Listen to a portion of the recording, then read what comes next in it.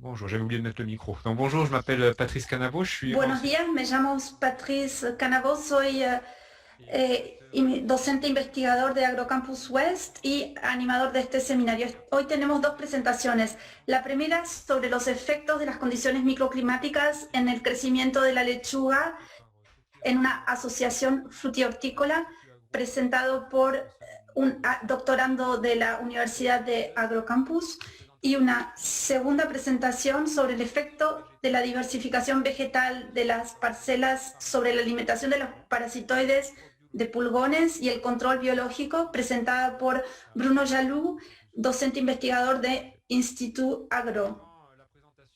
Durante la presentación podrán utilizar el chat para comentar o para plantear preguntas, y al final de las dos presentaciones plantearemos estas preguntas a los panelistas y tendremos un momento para intercambiar. Antes de comenzar, solemos nosotros, el establecimiento que presenta las investigaciones, haga una presentación del instituto. Así que les voy a presentar unas diapositivas sobre nuestro instituto.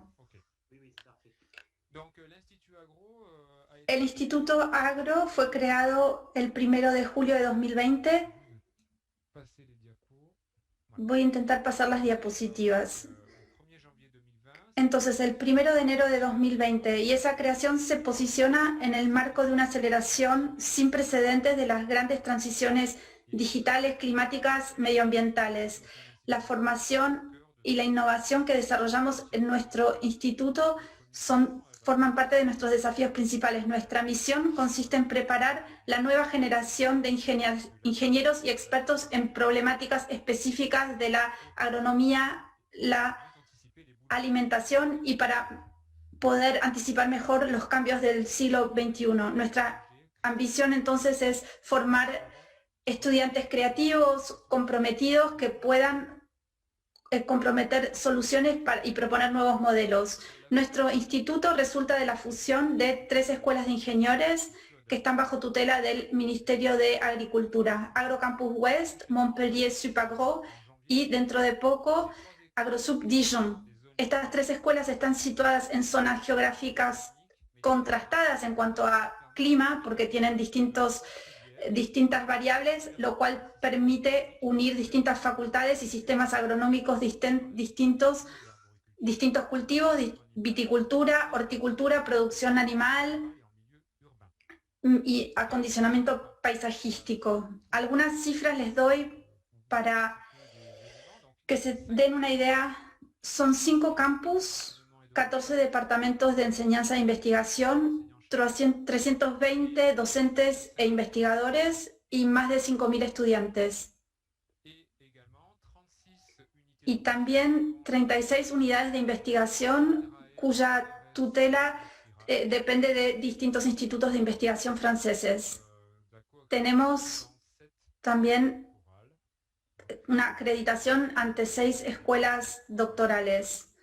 Esos son los elementos en cuanto a los números. Eh bien, on va donc démarrer la session des Bueno, exposés. entonces vamos a iniciar la sesión de exposiciones. Para empezar, Toki va a hacer primero su presentación, va a compartir pantalla. Je vais juste réduire ça. D'accord. Donc, bonjour à toutes et à tous. Je m'appelle Buenos Toki. días a todos y a todas. Me llamo Toki, soy doctorando en tercer año de tesis en Angers.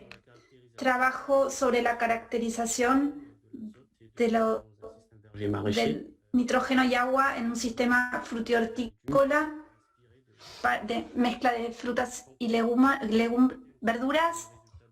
Les voy a presentar una parte de nuestros resultados de investigación, que consiste en caracterizar el microclima creado y los efectos que tiene en el crecimiento de la lechuga en un sistema frutihortícola, una asociación en particular del manzano y la lechuga.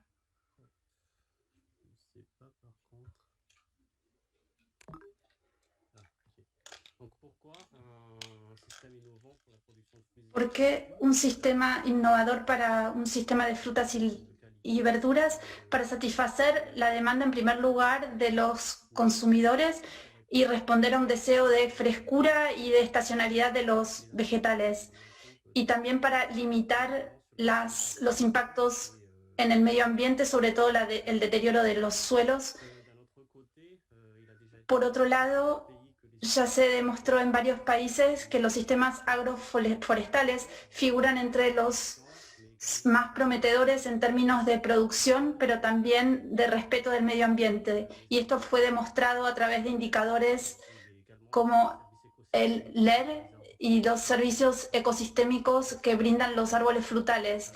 Y eso está muy demostrado en la literatura. A partir de ahí me vino la idea, adoptando estos sistemas agroforestales, apareció la idea de asociar los árboles frutales con los cultivos de hortalizas.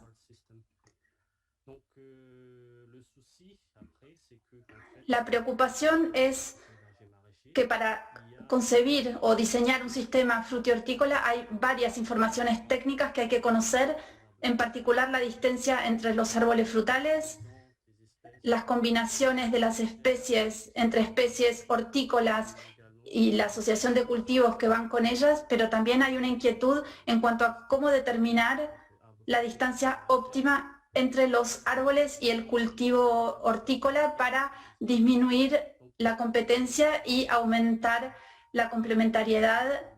Es indispensable comprender mejor y poder caracterizar y cuantificar las distintas interacciones que existen entre los árboles frutales y las hortalizas, y sin embargo hasta ese momento no han habido estudios que hayan trabajado en ese sentido.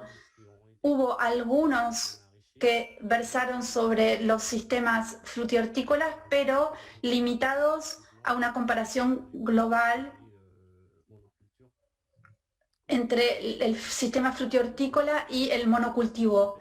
Nosotros lo que planteamos en este estudio es primeramente saber cómo el microclima y las propiedades del suelo van a variar en función de la distancia del árbol y cómo esos efectos combinados del microclima y de propiedades del suelo van a afectar el crecimiento de la lechuga, por ejemplo, en este sistema frutihortícola. Para ello, para responder a estas preguntas, hemos llevado a cabo unos experimentos in situ sobre un sistema frutihortícola en un primer momento orientado norte-sur en el sitio del Campus West, y estudiamos 4 modalidades de distancia respecto del árbol. Aquí tenemos las 2 filas, norte-sur, y hemos hecho mediciones debajo de cada hilera, hilera oeste, hilera este, y en el terreno plantamos hortalizas. Entonces, estudiamos estas propiedades sobre esas parcelas hortalizas a 1,5 metros. A eso llamamos a B1 oeste y B1 este. En los terrenos a 3 metros de los árboles los llamamos aquí B2 oeste y B2 este.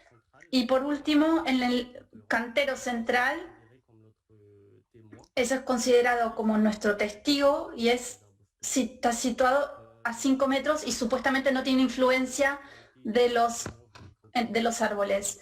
Se midió entonces el microclima, las variables microclimáticas, la temperatura, la humedad relativa del aire, asimismo las propiedades del suelo, medimos el tenor de agua y de nitrógeno, y obviamente el crecimiento de la lechuga. Medimos la superficie de las hojas y la biomasa.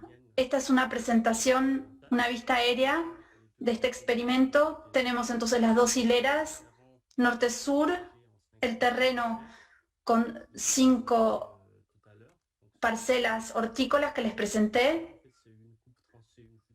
Esa es un corte transversal de la parcela. Entonces, pusimos sensores para la radiación global, la temperatura y la humedad relativa del aire también sobre cada hilera de árboles, y en la B1 y B2, y luego el crecimiento de la lechuga en cada una de esas parcelas. Repetimos esas mediciones 3 veces y por último, en la otra punta de la parcela instalamos una estación meteorológica para la pluviometría y el clima. Esto es una imagen de nuestro dispositivo experimental. Tenemos aquí las 2 filas de los manzanos, los 5 canteros de lechuga que están cubiertos también de plástico y delimité en rojo las 3 repeticiones. Primer resultado, tenemos la variabilidad espaciotemporal para que puedan ver y seguir fácilmente los resultados. Aquí he representado los distintos puntos de medición con códigos de color, así que lo que destaco es que tuvimos algunos problemas con los sensores situados en la parte este de la parcela. En esta diapositiva les presento solamente entonces de la parte oeste solamente. En este gráfico tenemos la evolución de la radiación global, un día de sol medido en el cantero central que está de azul, el testigo. En B2 en rojo y B1 en negro y en las hileras de color gris. A partir de las 14 horas vemos una diferencia que va a delinearse entre los distintos canteros. Aquí vemos que la radiación recibida en el B1 es más baja que la B2, que también es más baja que la radiación recibida por el cantero central. Para entender mejor estas diferencias hemos seleccionado 10 días de sol a lo largo de la experimentación y hemos calculado la diferencia de radiación entre la parcela B1 o B2 o la hilera de árboles y la franja central. Aquí tenemos la evolución de esta diferencia en estos 3 gráficos. En el eje X tenemos la hora local y en el eje Y tenemos la diferencia de radiación que fue calculada. Lo que observamos es que en primer lugar entre la hilera y la plancha central hay una diferencia negativa a lo largo de todo el día, lo cual indica una presencia permanente a lo largo de todo el día. En cambio, en B1 oeste, la sombra solo está presente a la tarde y hay una diferencia positiva por la mañana. Significa que por la mañana B1 va a recibir más radiación que el cantero central y eso está ligado, por supuesto, a la posición del sol. Por último, entre B2 y la franja central no hay mucha diferencia, es decir que esos 2 canteros casi reciben la misma cantidad de radiación a lo largo de todo el día. Procedimos luego con el mismo enfoque respecto de la temperatura del aire. Aquí tenemos los distintos puntos de medición y aquí tenemos la evolución de la temperatura en cada una de las parcelas hortícolas durante un día de sol. Tenemos en este gráfico la evolución de la diferencia de temperatura entre cada hilera o entre cada parcela y la franja central a lo largo de todo el día. Lo que observamos es que generalmente tenemos una diferencia negativa debajo de las hileras, ya sea en la hilera este u oeste, y esta diferencia es mucho menos atenuada en la B1 al oeste de la parcela. En cambio, B1 que está al este, tenemos una diferencia negativa por la mañana y por la tarde vemos una diferencia positiva, es decir que por la tarde la temperatura del aire en ese cantero es más elevada que en la franja central.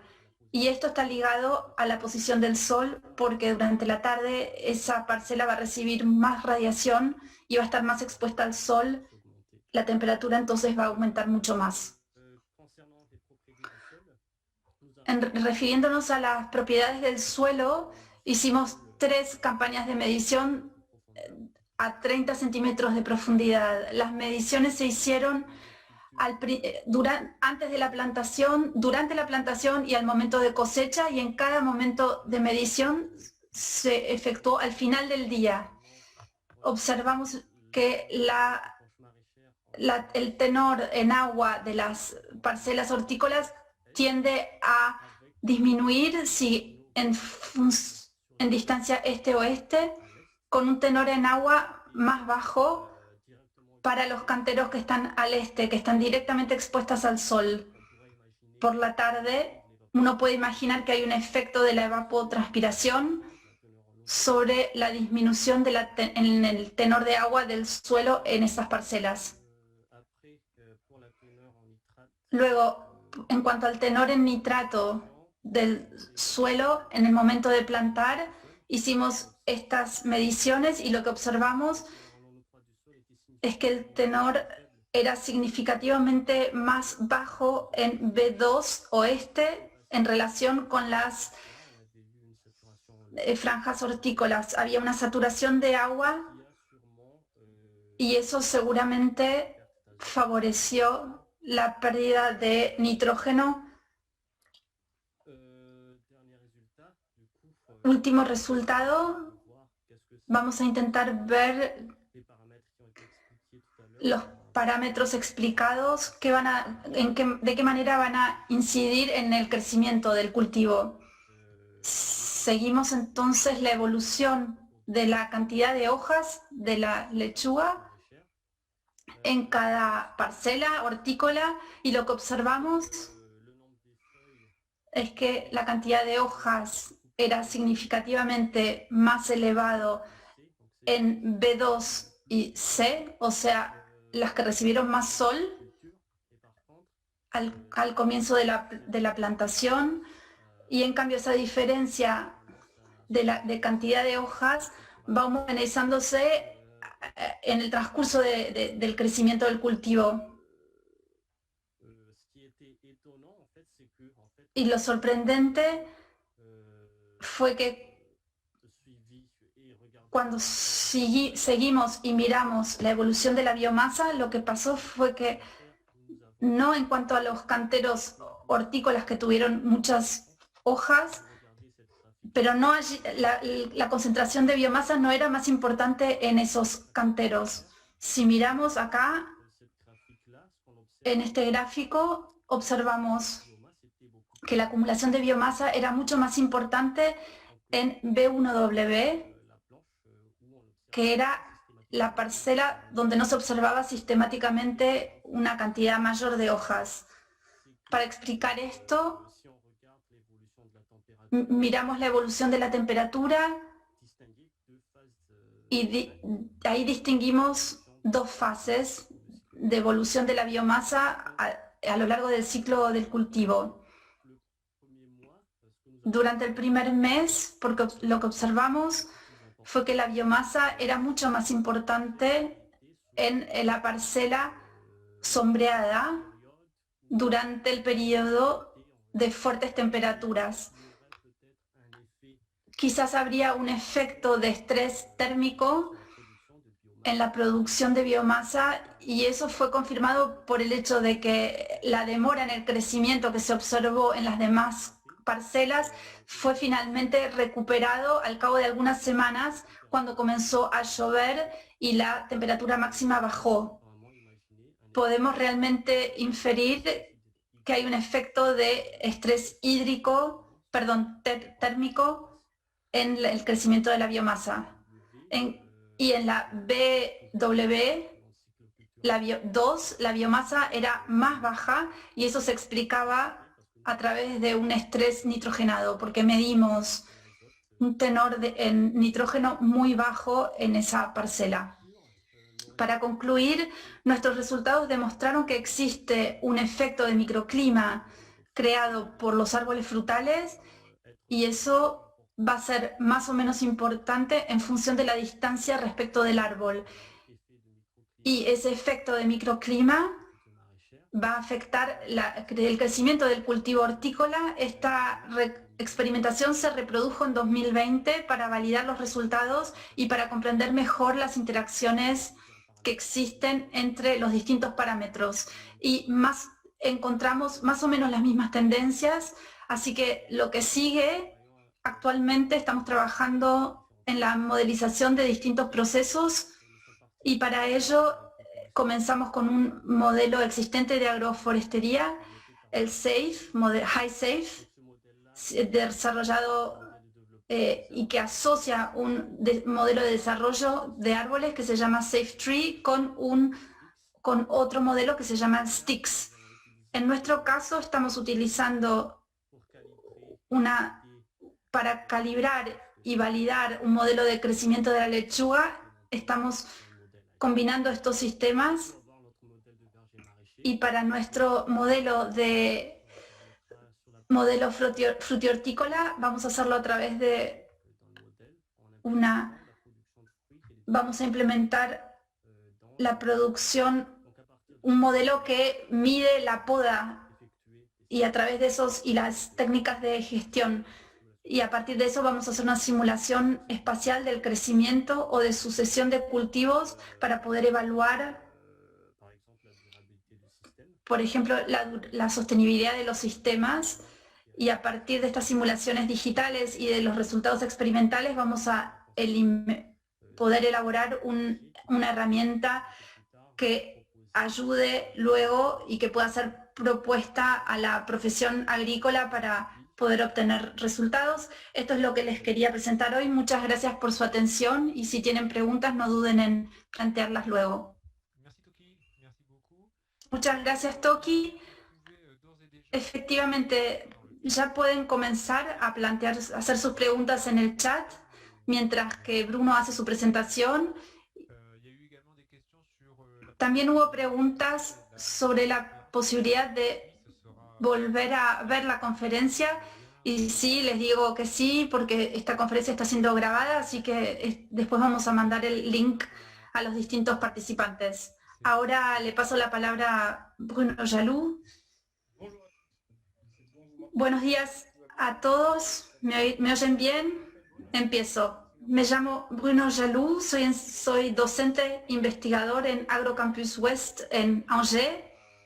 Enseño la diversidad de los insectos y control biológico de los insectos plaga, entomología, y me intereso en particular por las estrategias comportamentales de ciertos enemigos naturales, en particular los insectos que vamos a ver hoy, que son Hymenopteros parasitoides, estrategias que se pueden implementar para aprovisionarse en recursos tróficos dentro de los agrosistemas, en los campos.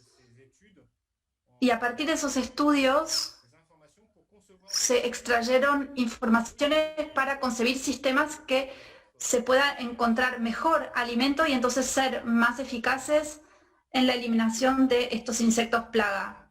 Los resultados que les voy a presentar hoy son de un proyecto que terminó el año pasado, financiado por Europa y que tiene un vínculo directo con América Latina porque se interesa por la autonomía de la ganadería.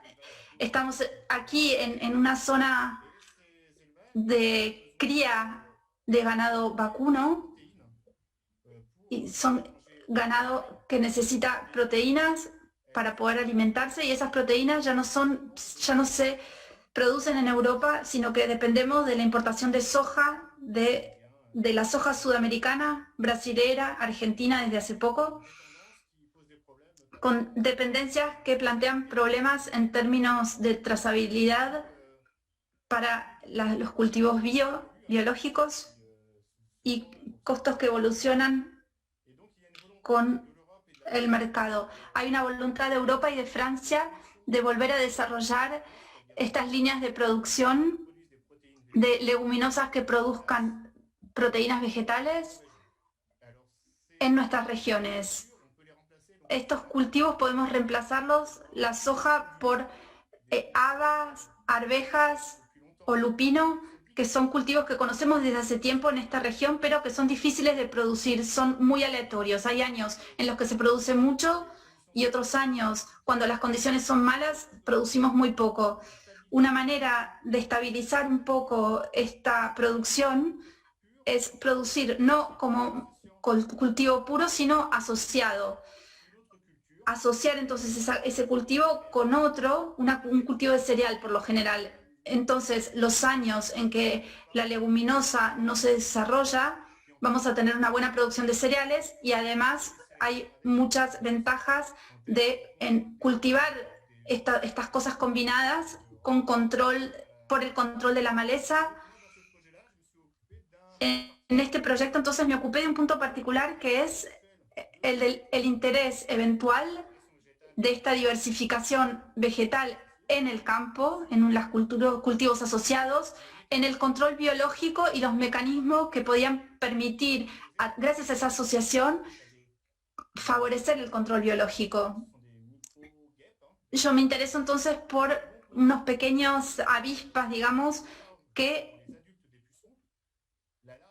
se alimentan de los pulgones,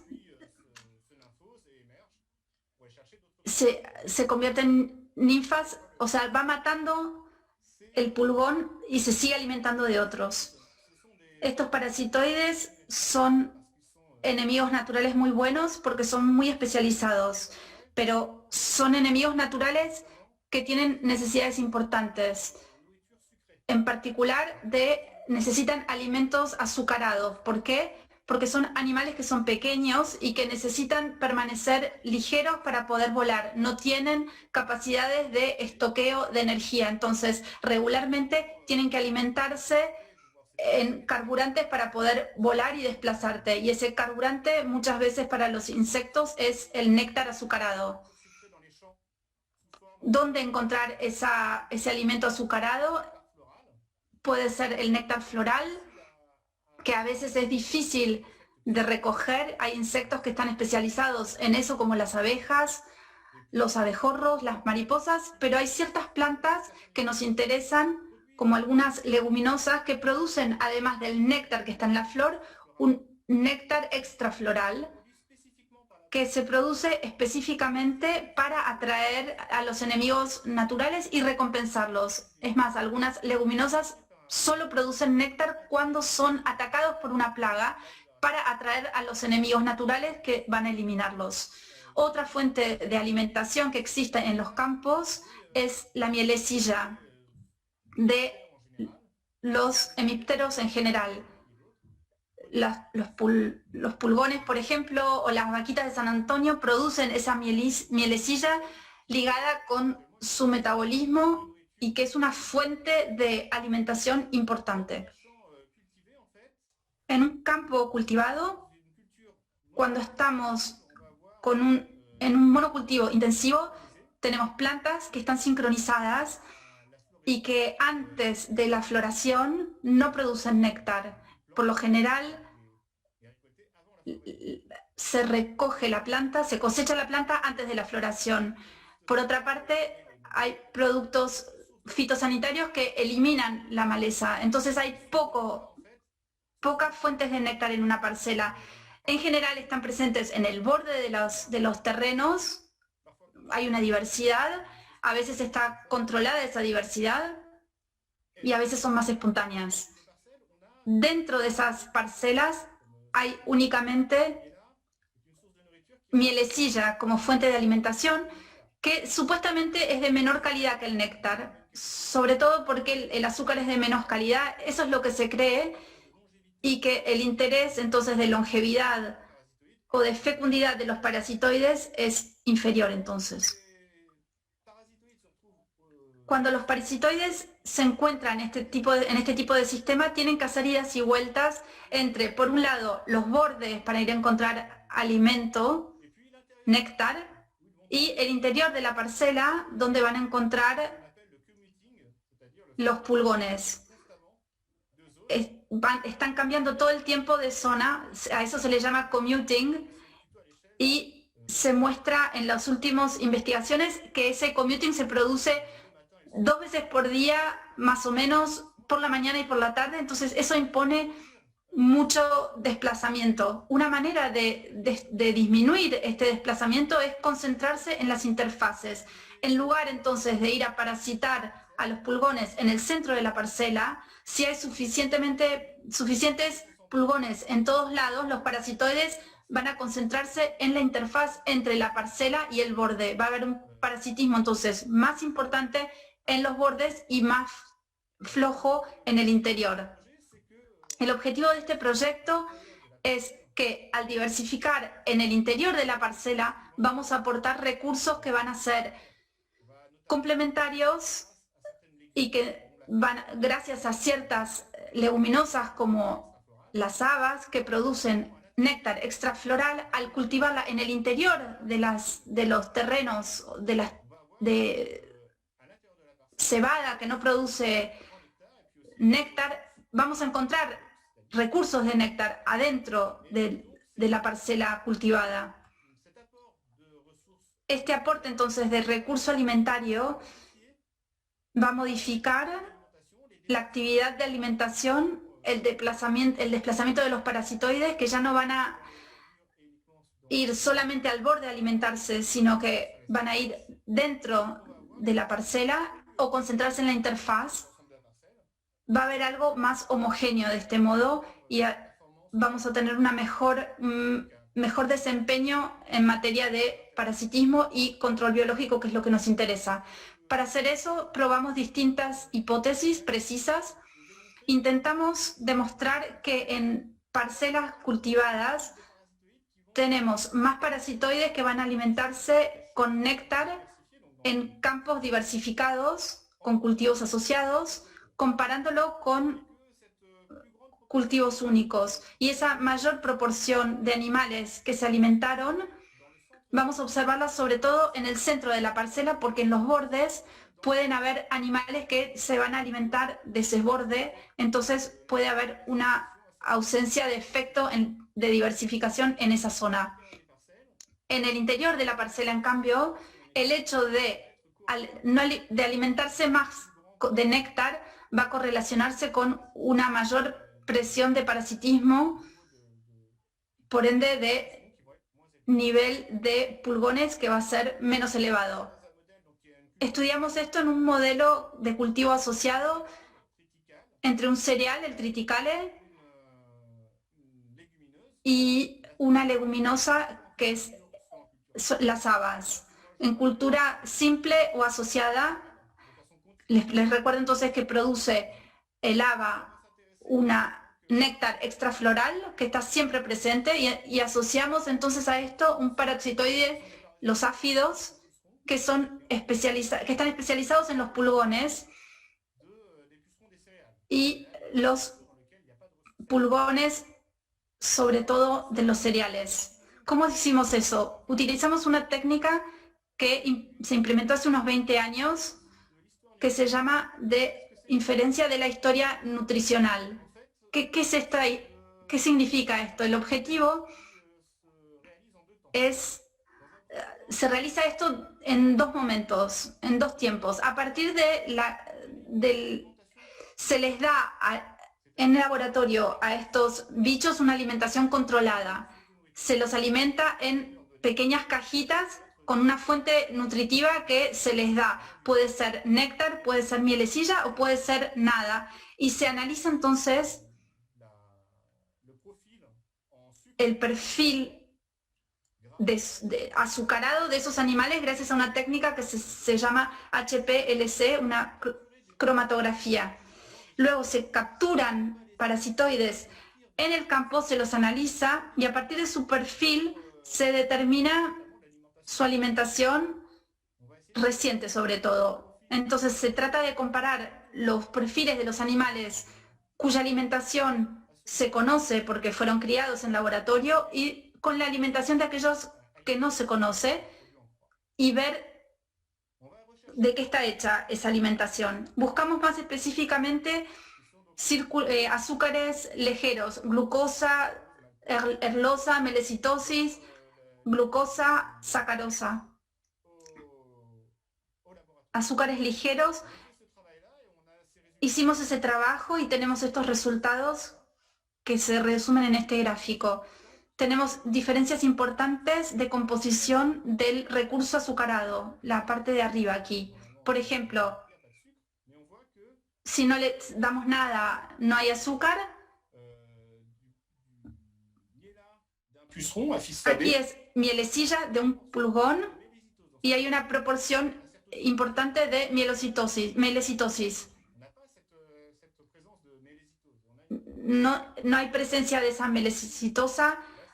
Hay una diferencia en la proporción de los distintos azúcares. El néctar de lava o de una maleza que también produce néctar extrafloral también es distinto. Esa diferencia entonces en la composición de la fuente alimentaria va a traducirse en una diferencia en términos de perfil en azúcar del parasitoide. Tenemos perfiles medios de estos parasitoides a quienes se les dio una alimentación conocida. Y luego,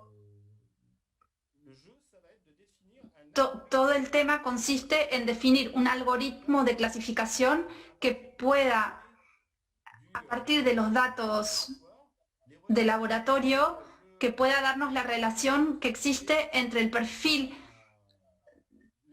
en azúcar y el historial nutricional de los insectos para poderlo aplicar a los insectos de los campos cuya alimentación no conocemos, pero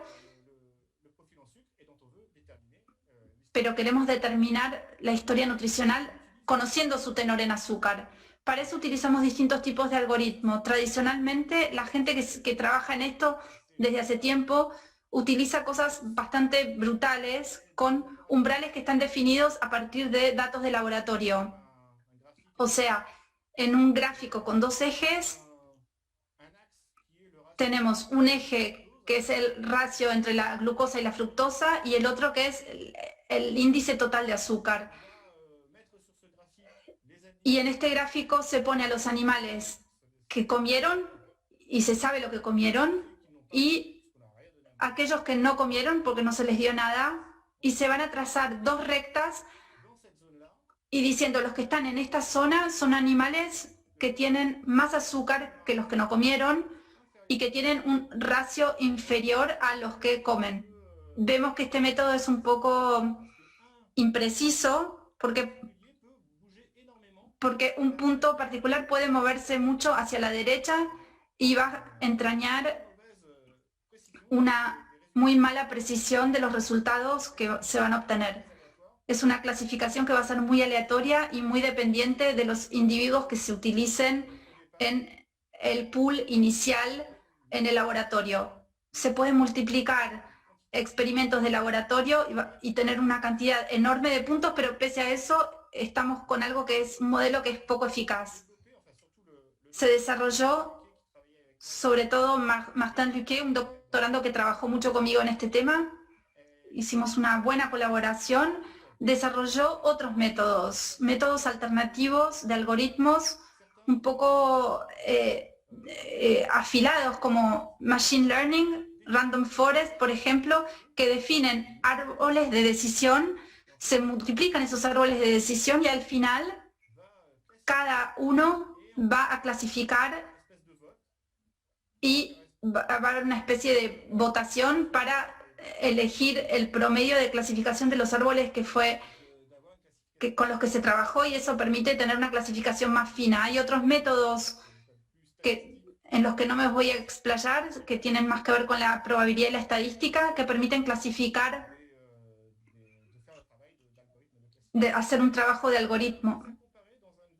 Los comparamos en un vasto estudio que implicó a distintos especialistas en estadística y modelización para ver si los métodos eran mejores o peores.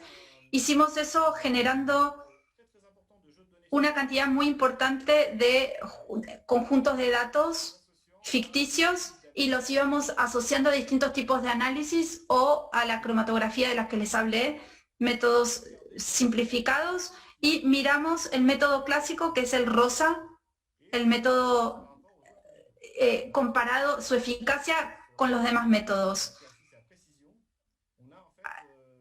Ahí vemos que sea cual sea el conjunto de datos que tomemos, la eficacia del método clásico es mucho menos importante que de los nuevos métodos que se definió, y uno que más vemos es el Random Forest. Son medidas de sensibilidad muy afiladas. Los mejores métodos vemos que están abajo, y vemos aquí también que hay cosas que son sumamente, o sea, que son muy eficaces y muy superiores que el método clásico. Intentamos generalizar para este trabajo de metodología. Queríamos definir una herramienta que permitiera a los investigadores que se hacen las mismas preguntas poder hacer esta inferencia nutricional en parasitoides u otros animales. Definimos entonces un tipo de datos que tenemos, cuáles son los mejores algoritmos que se pueden utilizar. Eso lo publicamos este año, y si quieren más precisiones sobre esto, les recomiendo que lean el artículo porque no les voy a poder detallar más que esto. Luego testeamos este método óptimo del Random Forest en un dispositivo experimental en el campo, que es un dispositivo que es una red de parcelas de agricultores. Consultamos con distintos agricultores si podíamos hacer mediciones en sus campos. Teníamos 6 parcelas distintas de triticales, de cereales en cultivo puro, y 6 parcelas en la misma zona con cultivo asociado. Siempre es el mismo cereal y siempre son los mismos agricultores también, y la asociación con el haba. Todos estos son campos de cultivo biológico, así que tenemos mucha diversidad en torno al campo. En los bordes también hay maleza en el interior del campo, y esto produce un ambiente rico en alimentación. Son entornos donde los parasitoides son numerosos y tienen fuentes de alimentación muy importantes, por lo general en los bordes, pero a veces también dentro de las parcelas, y eso son cosas que nosotros consideramos. Dentro de cada una de estas parcelas realizamos capturas de insectos. Utilizamos una aspiradora que nos va a permitir a lo largo de una hilera aspirar todos los insectos que encontramos. Ahí vamos a seleccionarlos en condiciones frías para evitar que haya alteraciones de azúcar, y extraemos los animales que nos interesan, que son los áfidos, y luego los analizamos para poder asignarlos a un grupo de individuos que estén alimentados o no alimentados. Eso lo hacemos a 5 metros del borde o cerca del borde, donde esperamos que haya una diferencia menor entre dependiendo que haya o no asociación con el haba, y hacemos eso en el centro de la parcela. Ahí nos esperamos tener algo más disímil. Además de esas capturas, hacemos el conteo de los pulgones alrededor del punto de captura. Ese conteo de pulgones son animales, contamos animales que sean sanos, pulgones de cereales, y como los que vemos aquí en la foto, animales parasitados que son fácilmente diferenciables porque están momificados. Se inflan y se ponen dorados, y así sabemos que están parasitados, y esa es una medida clásica. Ver la cantidad de individuos parasitados para evaluar el índice de parasitismo también. Los resultados los tenemos aquí. Hemos capturado más de 200 parasitoides, solo tomamos las hembras. Los machos en estos insectos son muy limitados. Hicimos eso en 3 periodos distintos, y tenemos entre 30 y 45 animales que fueron conectados para cada tratamiento. Tenemos los siguientes resultados. El primero importante es que todos los animales que encontramos en los campos estaban alimentados. al menos hacia 48 horas o inclusive menos de 24 horas. Ese es el límite de detección de nuestros métodos. Todos esos animales estaban alimentados, lo cual demuestra que necesitan alimentarse y que implementan sistemas de estrategias para poder alimentarse en el campo. No es algo facultativo, sino que es obligatorio para todos los animales alimentarse. Por supuesto que hay algunos sobrevivientes que no se alimentaron, murieron y nosotros no los capturamos, pero todos los que estaban vivos estaban alimentados. Luego tenemos los que estaban alimentados por néctar o mielecilla y vemos que, aunque tenemos unas diferencias, la mayoría de los parasitoides que capturamos están alimentados por mielecilla, estén cerca del borde o en el centro de la parcela, sea en cultivo asociado o en cultivo puro. Tenemos una cantidad importante de estos parasitoides que se alimentan de mielecilla, y el aporte en néctar, siempre hay algunos que se alimentan de néctar, sea en el cultivo asociado o puro, pero siempre es minoritaria esa alimentación. A 50 metros, a veces en cultivo asociado, aumenta un poco la dosis de individuos alimentados de néctar, pero no es significativo, no es realmente un cambio importante en la proporción de individuos. Miramos también el tema del parasitismo y observamos tanto en la población de pulgones como en la tasa de parasitismo, perfiles que son muy próximos. No hay diferencia significativa en la cantidad de pulgones a 5 metros, a 50 metros entre cultivos asociados o cultivos puros que están en azul. El índice de parasitismo, tenemos cosas también bastante elevadas, puede ir hasta 0,75, pero tenemos tasas que no son significativamente distintas. En este caso, hablar de un fuerte interés del aporte de néctar en términos de parasitismo, entonces de control biológico. ¿Cómo interpretar estos resultados? Los interpretamos como una solución de compromiso que existe entre estos parasitoides en cuanto a la calidad del recurso alimentario y a su disponibilidad. Tenemos el néctar, que es un recurso alimentario de muy buena calidad,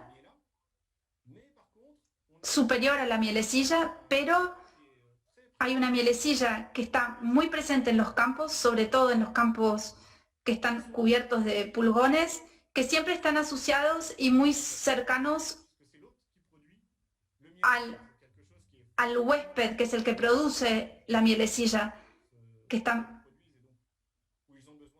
se reproduce en esa zona y allí se encuentran.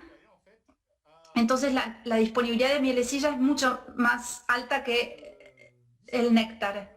Esta distinción hace que, por más que el néctar sea de mejor calidad, a veces para el parasitoide puede ser más interesante concentrarse en un recurso que sea de menor calidad, pero que esté presente en gran cantidad y de manera homogénea en toda una parcela. Encontramos otros resultados en la literatura que van en el mismo sentido. Aquí hay un estudio importante de hace unos 10 años donde demostraron que la tasa de parasitismo que habían ingerido néctar disminuye fuertemente con la cantidad de pulgones que hay en el sistema. Cuando hay una densidad importante de pulgones, por más que haya néctar disponible, los parasitoides dejan de lado el néctar y se concentran en la mielecilla, se alimentan entonces de ella porque está más presente en el medio ambiente. En este momento estamos intentando continuar con estas investigaciones. Nos gustaría ver si los cultivos asociados que podríamos pensar con diferentes disposición espacial puede tener un impacto justamente en función de cómo se dispone una por ejemplo, hacer una franja alternada de distinto ancho, hileras alternadas o mezcla total de los cultivos. Y eso lo están practicando los agricultores en el campo. Eventualmente vamos a tener distinciones porque en estos sistemas vamos a tener densidades de interfaz que van a diferir. Aquí hay una interfaz débil, una línea entre dos cultivos nomás. Aquí, en cambio, va a haber 4 o 5 veces más de densidad de interfaz. Cuanto más mezcla haya de los dos cultivos, más densidad de interfaz van a haber. Podemos pensar que estos sistemas podrían ser más interesantes. Por supuesto que esto tiene que resultar interesante,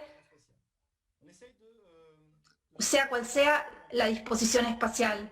También estamos intentando otros proyectos en entornos menos diversificados.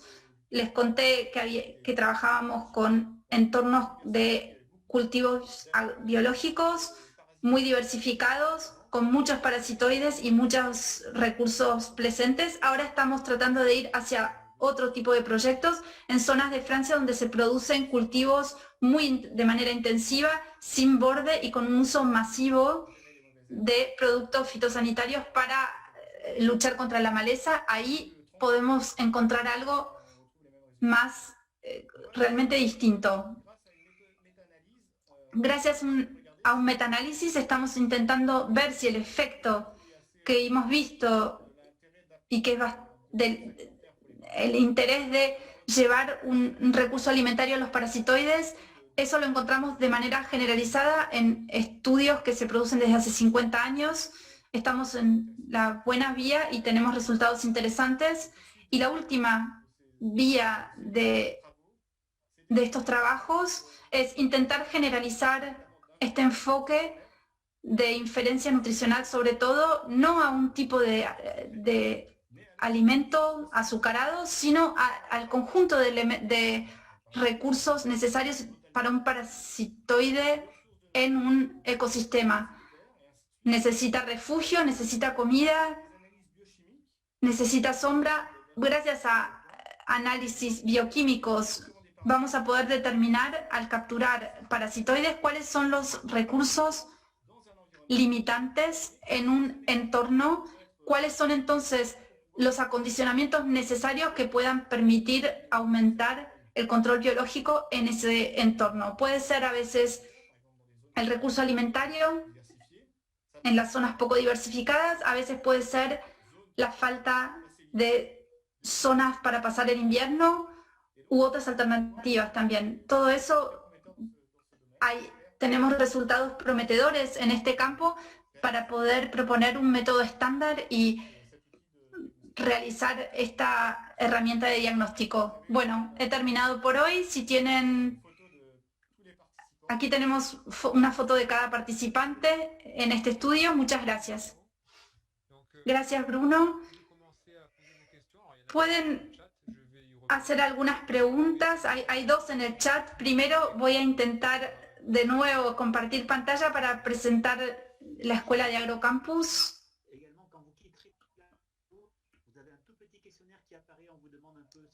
Hay un cuestionario también al final que va a preguntarles si son doctorandos. Eso les pido, por favor, si se pueden tomar unos minutos para rellenar ese formulario. Gracias. Aquí tienen enfrente tienen el video.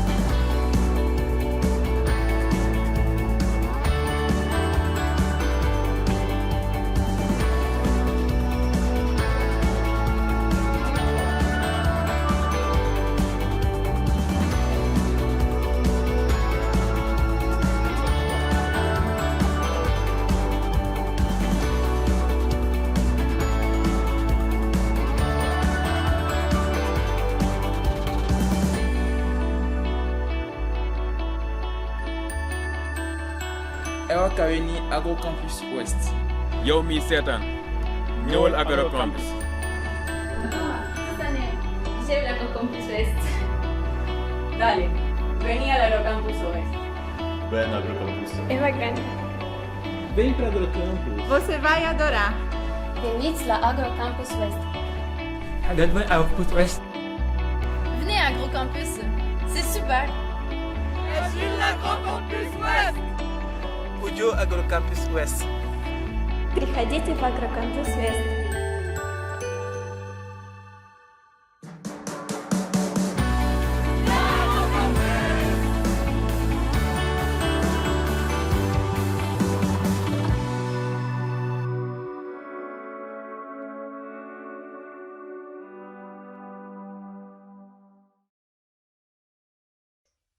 A ver, en el chat tenemos una primera pregunta para Toki sobre los manzanos.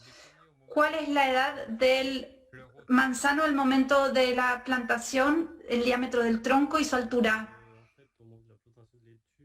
En el momento de la plantación de la lechuga, los árboles habían sido plantados en 2003, así que eran árboles de 2,50 metros de altura, con diámetro de tronco de 8 centímetros más o menos.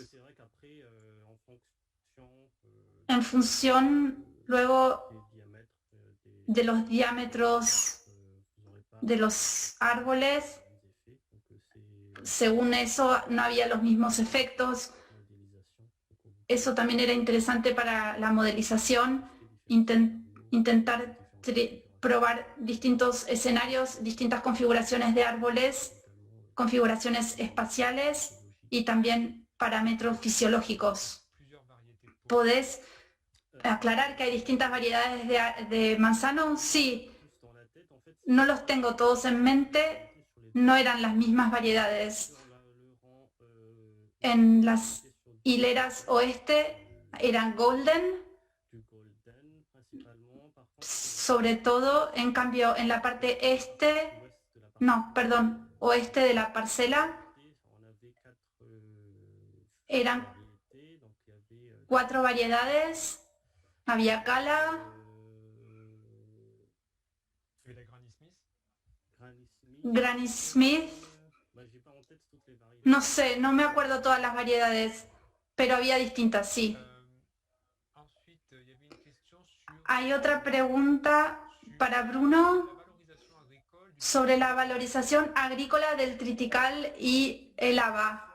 Hay dos tipos de valorización que existen. Por un lado, muchos agricultores que producen en la zona ese tipo de asociación, que son bastante corrientes, lo producen en explotaciones que son, ellos mismos también tienen ganado y utilizan directamente la mezcla del cereal leguminosa para darles a sus animales y completar eso con más cereal o más, si es que hay desequilibrios, pero es la solución más eficaz en términos económicos. Y luego hay otros que son más productores cerealeros, únicamente de productos vegetales, y ahí hay una fase de selección que se hace cada vez más. La posibilidad de tener una máquina que son seleccionadoras automáticas muy eficaces que permiten separar ambos cultivos y valorizarlas en el circuito clásico, en el circuito convencional no biológico. Y luego eso se hace para la mezcla con ganadería. En el trabajo del suelo, Toki, en el trabajo del suelo cerca de los manzanos sin dañar las raíces de los árboles. ¿Cómo se hizo ese trabajo en ese estudio? Los dejamos a 1,50 m. Había ese espacio entre la hilera del árbol y el cultivo de hortaliza, y supuestamente eso no dañaba la hilera de árboles. A veces hicimos algunos pozos para ver hasta qué distancia podían ir las raíces, pero por lo general no va tan lejos, más allá de 1,50 m. No creemos haber destruido raíces de los árboles. Además, generalmente son raíces que van en profundidad, así que no tanto en la superficie, y estamos a 1,50 m del árbol, así que no hubo efectos nefastos para las raíces. El trabajo del suelo se hizo a unos 10-15 centímetros de profundidad también. Una pregunta para Bruno. ¿El haba puede ser reemplazada por arvejas? Donc les... Ah, pois. Des petits pois, Ah. ok. D'accord. Alors, Merci. les petits pois... Las arvejas, en particular las que maduran hasta que el grano esté seco, ya se utiliza. Es el más producido en Francia. Hay un gran problema de enfermedad en el suelo que lo pone en dificultades, pero se beneficia de la asociación mucho la arveja, simplemente porque la arveja es un cultivo que tiene un tallo débil y necesita un tutor para desarrollarse. Si no tiene un tutor, la arveja se cae y las enfermedades entonces son más importantes y va a haber mucho desperdicio. El efecto tutor del cereal, vamos a ver que hay cultivos que se van a sostener mejor y hay resultados que son mejores. En cambio, para el control biológico, la arveja no aporta néctar extrafloral. Hay una pequeña posibilidad de tener una complementariedad con una especie de pulgón, pero no necesariamente el potencial que tienen otros cultivos que tienen néctar extrafloral, como la vicia o el haba, por ejemplo. Gracias para Toki. Sobre la preparación de los suelos después del cultivo de las especies hortícolas, sobre todo la fertilización, ¿qué utilizaron después de la cosecha? Después de la cosecha,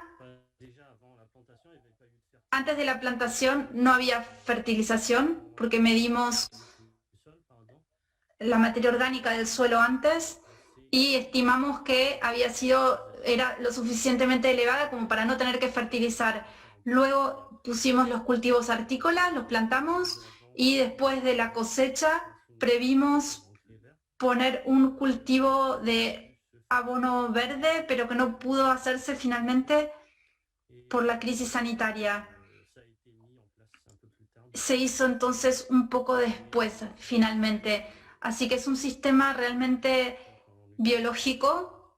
No utilizamos insumos químicos, hacemos fertilización a través de abonos verdes o algún compost vegetal. ¿Podés precisar qué utilizaron? Otra pregunta para Toki, si los parámetros de cosecha, si hubo análisis de cosecha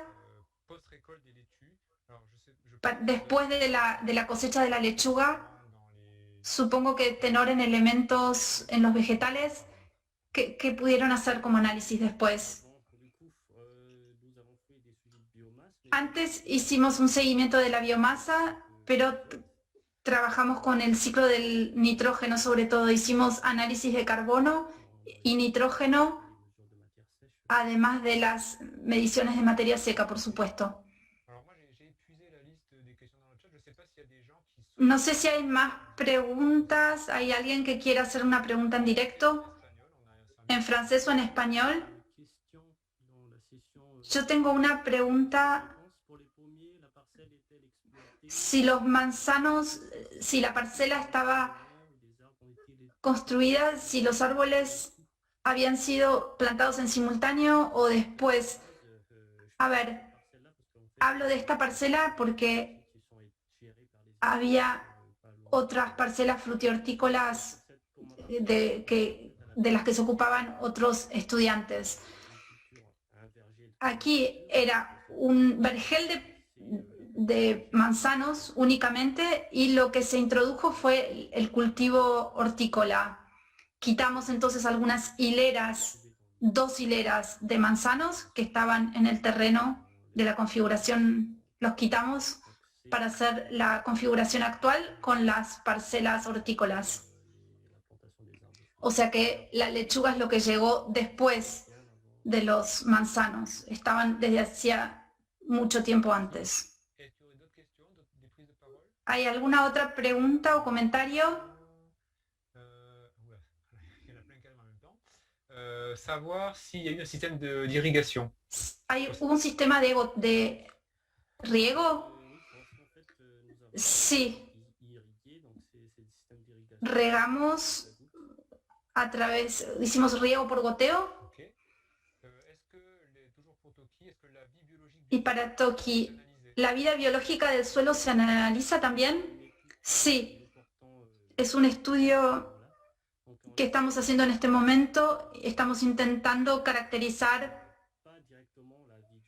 no directamente la vida del suelo, sino los efectos microbiológicos. Y para eso estamos haciendo 3 experimentos. Una de seguimiento de la descomposición de la biomasa, de las raíces de la lechuga y de los manzanos, eso está en experimentación.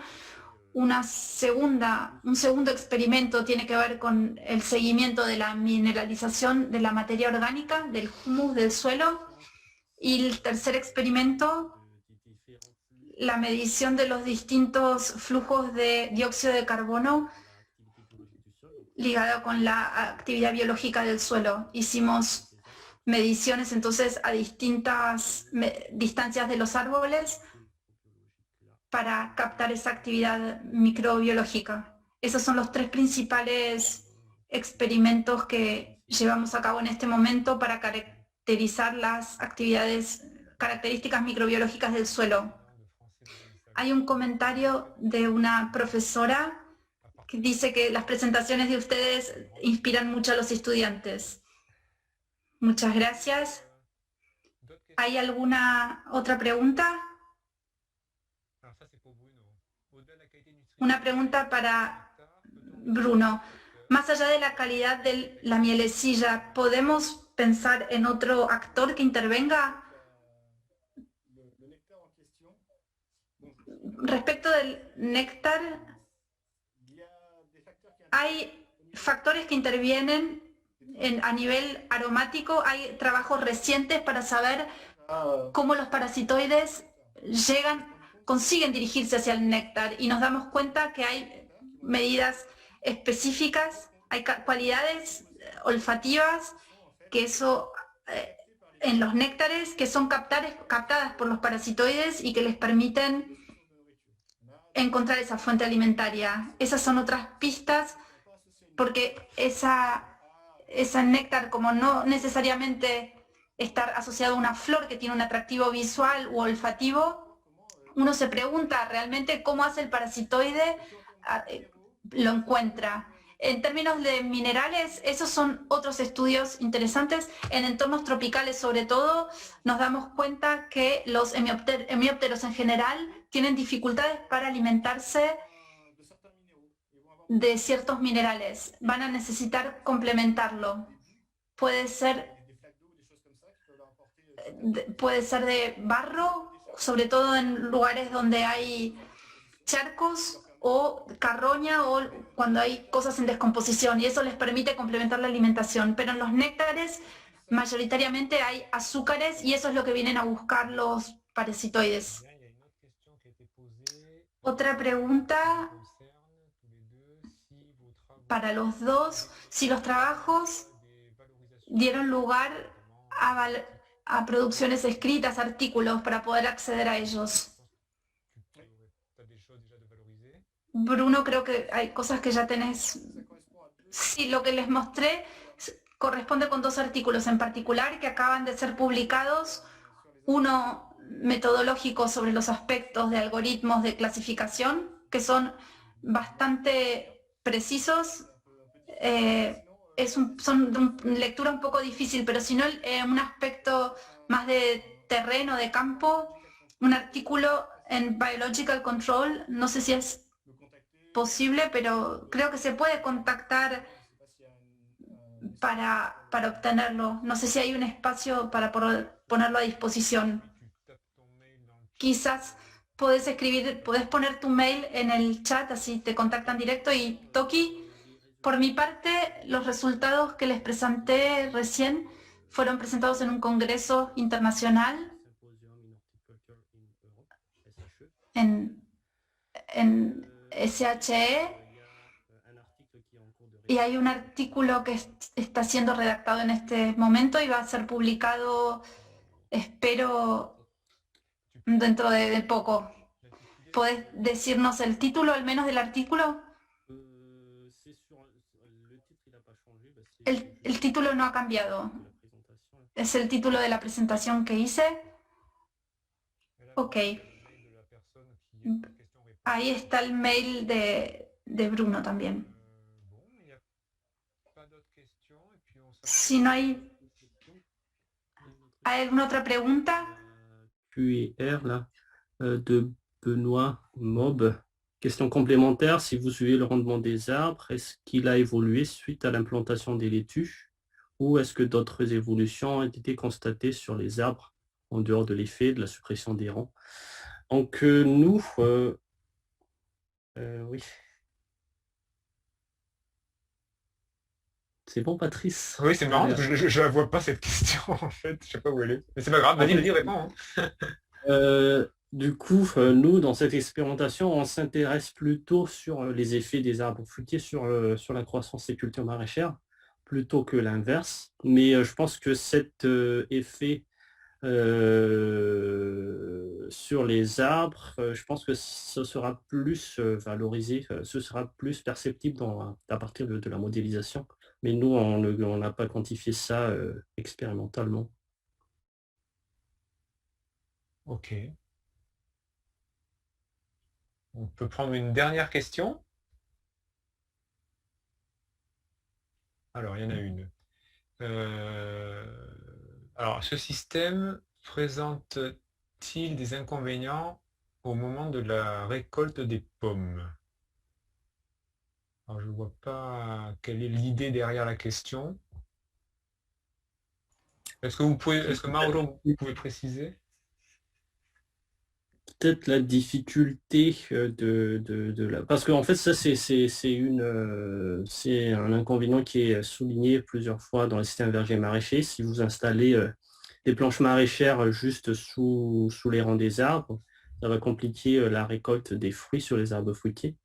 Donc vraisemblablement ça a un effet, mais dans notre cas d'étude, comme je vous l'ai dit, on a quand même laissé un espace de 1,50 m entre les rangs et les planches maraîchères, donc ça n'a pas vraiment dérangé la récolte des pommes. Très bien, merci. Bien écoutez, voilà, c'était bien le sens de la question, tu as bien répondu. Très bien, écoutez, on va conclure déjà en remerciant chaleureusement nos 2 intervenants agrocampusiens. Le prochain webinaire est programmé le 13 juillet et c'est la Facultad de Agronomía Universidad de Buenos Aires qui va être le chef d'orchestre de ces présentations. Alors il y a 2 présentations qui sont prévues, je les dis en espagnol, je dis les titres en espagnol. Manejo agroecológico en sistemas con predominio de vegetación nativa, pastizales de la Pampa. Y le deuxième titre, c'est Humedad y bosques del Chaco semiárido de Argentina. Donc, la Pampa et zone semi-aride. Donc, nous vous donnerons le lien YouTube du webinaire qui se termine. Pour ma part, je vous remercie et je vous dis à bientôt. Je ne sais pas si les collègues Relations internationales souhaitent dire quelque chose avant d'arrêter. Non, bon, on vous dit simplement merci de votre participation, de votre présence active et de vos questions. Et puis, on se retrouve donc dans un mois pour le prochain webinaire. Et pensez donc à remplir votre petit questionnaire en quittant la conférence. Merci. Merci beaucoup et bon après-midi, bonne journée pour les Argentins. Merci. Au revoir. Merci aux intervenants.